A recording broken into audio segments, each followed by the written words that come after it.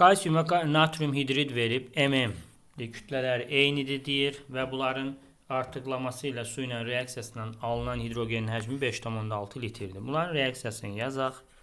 Kalsiyum üstəgəl H2O, kalsiyum OH2 üstəgəl H2. Bura 2 yazıram. Bir də natrium hidrid üstəgəl H2O, natrium hidroksid və hidrogen.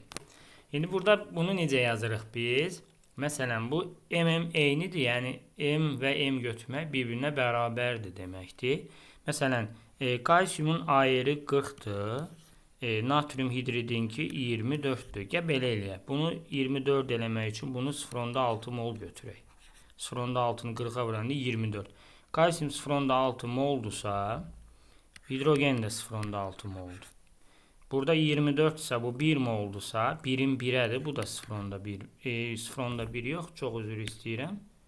Bu da 1 moldu hidrogendir. İndi burada nə edəcəyik biz? Eyni qədər götürdüm mən. Hərəsindən 24 götürdüm. Və alınan cəmi hidrogen oldu 1,6 mol. İndi mən nə edəcəm? Bizdə nə qədər götürülüb hidrogen? 5,6 litr. Yəni 2,4 litr 1 moldursa 5,6 x mola keçirəcəm bu moldu deyə. X 2,5 0,25 mol. 5,6 litr. Deməli 0,25 mola da x-dir. Biz buradan x-i tapmalıyıq. X da buradan neçə eləyəcək?